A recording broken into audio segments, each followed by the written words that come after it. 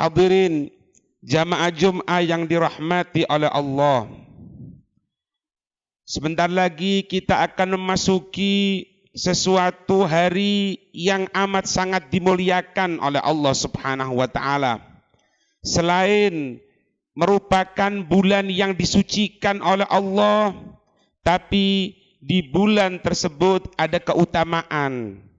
Kalau Nabi kita bersumpah atas nama Allah, maka sesuatu yang akan disampaikan oleh baginda Rasul adalah sesuatu yang besar.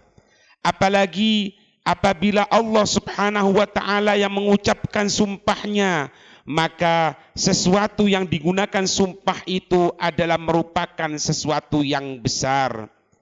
Allah menyatakan, a'udzubillahi minasyaitonir rajim, wal fajri walayalin ashr. Wal fajr, demi waktu fajar, walayalin ashr, dan demi malam-malam 10. Yang dimaksud yaitu tanggal 1 sampai tanggal 9 Dzulhijjah. Ini merupakan sesuatu yang dimuliakan, waktu yang dimuliakan oleh Allah Subhanahu wa taala. Sahil bin Abi Saleh dari ayahnya, dari sahabat Ka'ab radhiyallahu taala anhum, beliau menyatakan, ahabbuz zamani ilallah, waktu yang paling dicintai oleh Allah Subhanahu wa taala, asy-syahrul haram, yaitu bulan yang disucikan, bulan Dzulqa'dah, bulan Dzulhijjah, bulan Muharram, dan bulan Rajab.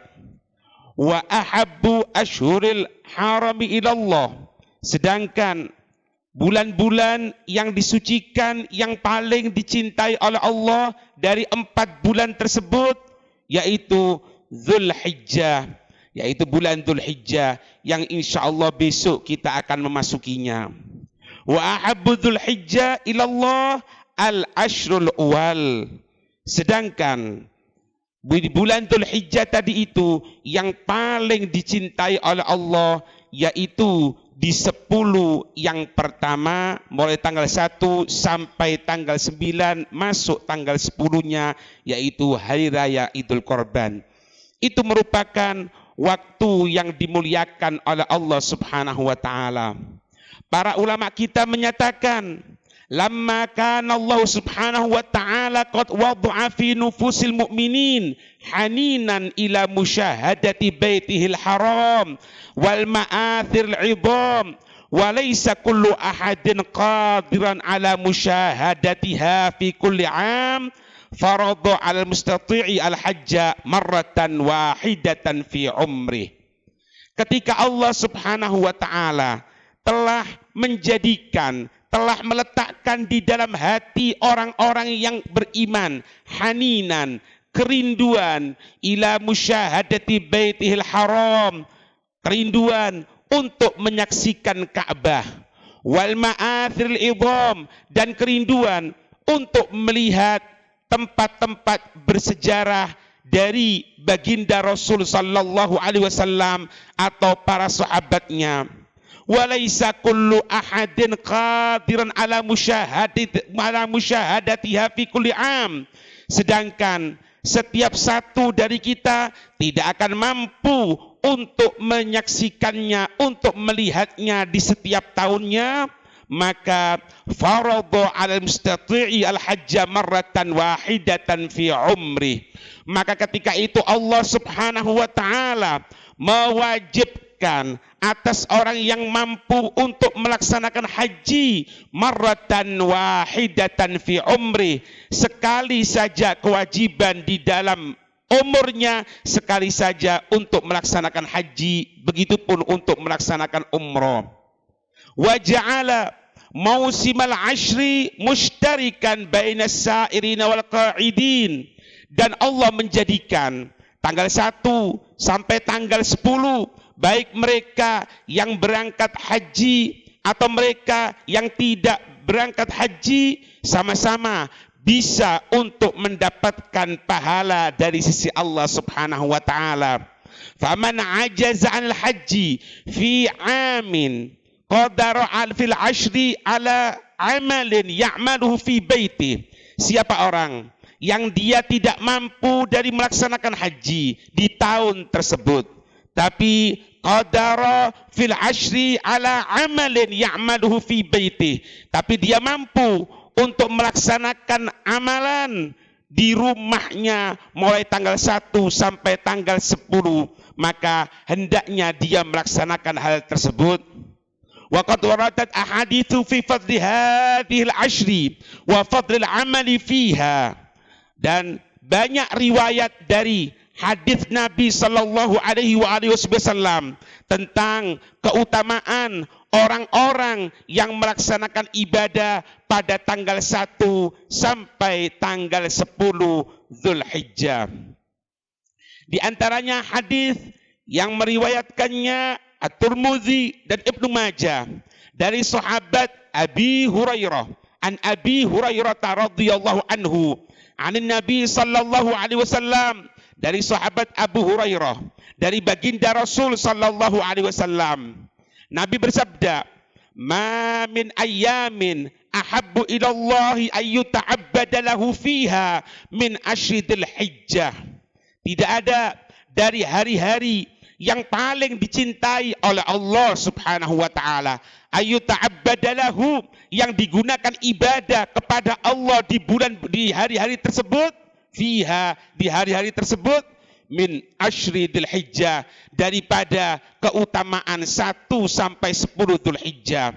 Ibadah tanggal 1 sampai tanggal 10 Dzulhijjah, ibadah di hari-hari tersebut tidak bisa terkalahkan dengan yang lainnya.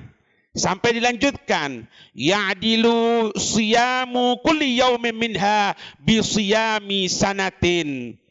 Orang yang puasa satu hari antara tanggal 1 sampai tanggal 9, dia berpuasa satu hari, maka puasa satu hari itu diberikan ganjaran oleh Allah seperti seseorang yang dia berpuasa selama 1 tahun. Wa qiyami kulli lailatin minha bi qiyami lailatul badri, dan orang yang bangun malam, yang ibadah di malam harinya mulai tanggal 1 sampai tanggal 10, maka dia mendapatkan 1 malam tersebut seperti ibadah ketika malam Lailatul Qadar. Dalam riwayat Imam Bukhari dari sahabat Abdullah bin Abbas radhiyallahu anhuma, dari Nabi sallallahu alaihi wasallam, Nabi bersabda, "Ma min ayyamin al-amalu salihu fiha habbu ila Allah min hadhil ayyam," yakni ayyamil ashri.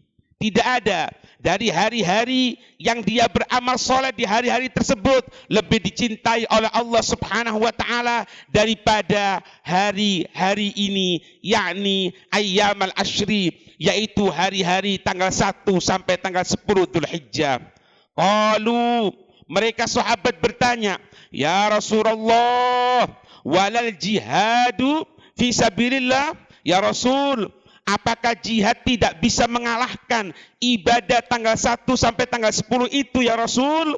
Maka jawaban Nabi, qala walal jihadu fi sabilillah, bahkan jihad fi sabilillah tidak bisa mengalahkan keutamaan pahala orang-orang yang beribadah tanggal 1 sampai tanggal 10 Dzulhijjah, illa, kecuali rajulun kharaja binafsihi wa malihi, kecuali seseorang yang keluar dari rumahnya, dari tempat tinggalnya dengan jiwanya, wa malihi, dengan hartanya dia korbankan untuk Allah, thumma lam yarji min dzalika bi syai', kemudian dia tidak kembali lagi, baru bisa mengalahkan. Kalau jihad yang biasa, yang tidak, bahasanya tidak sampai gugur, tidak bisa mengalahkan dari keutamaan tanggal 1 sampai tanggal 10 Dzulhijjah beramal soleh di hari-hari tersebut. Wa qad ruwiya fi hadits Ibnu Abbas radhiyallahu anhuma hadza ziyadatan, juga disebutkan, diriwayatkan di dalam hadis Sayyidina Abdullah bin Abbas radhiyallahu anhuma, seperti hadis yang disebutkan tadi, ziyadatan, ada penambahan, wal amalu fihinna yudha'afu bi sab'i mi'atin, dan beramal di satu hari tersebut dilipat gandakan oleh Allah sampai 700 kali lipat. Dalam Musnad Imam Ahmad disebutkan juga riwayat, ditambahi lagi riwayatnya, fa'akthiru fihinna minat tahlil wat takbir wat tahmid. Maka hendaknya di hari-hari tersebut untuk memperbanyak kalimat la ilaha illallah, untuk memperbanyak kalimat Allahu Akbar, untuk memperbanyak kalimat alhamdulillah di hari-hari tanggal 1 sampai 10 Dzulhijjah tersebut. Sehingga Nabi sallallahu alaihi wasallam menyatakan untuk keutamaan, para ulama menyimpulkan dari apa-apa yang disampaikan oleh baginda Rasul bahwasannya kita farihada yusannu fi hadhil ashri at-takbiru li ru'yatin na'ami min ghanamin aw baqarin aw ibilin. Katanya ulama, farihada, atas dasar ini, karena anjuran dari Nabi untuk memperbanyak tahlil, untuk memperbanyak takbir, untuk memperbanyak tahmid kepada Allah Subhanahu wa taala, maka kita disunnahkan untuk di hari-hari tersebut takbir, kita mengucapkan kalimat Allahu Akbar li ru'yatin na'ami, ketika kita melihat hewan-hewan sembelihan, ketika kita melihat kambing, ketika kita melihat sapi, ketika kita melihat onta kalaupun ada, maka kita disunahkan untuk mengucapkan kalimat Allahu Akbar.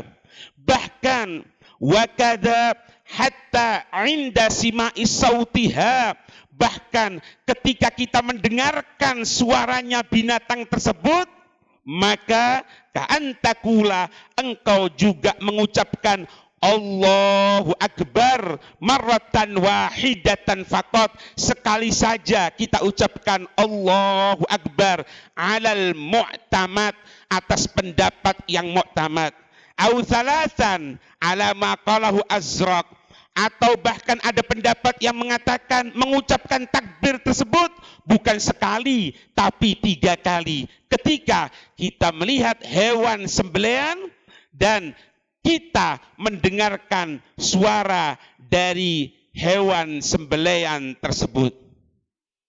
Disebutkan juga oleh para ulama hadirin, man dakhalat alaihi al-ashru wa arada an yudhhiya fala ya'khudhu min sya'rihi wala min adfarihi syai'an hatta tashmula al-maghfiratu jami'a ajza'ihi kama rawat dalika Ummu Salamah anin Nabi sallallahu alaihi wa alihi wasallam.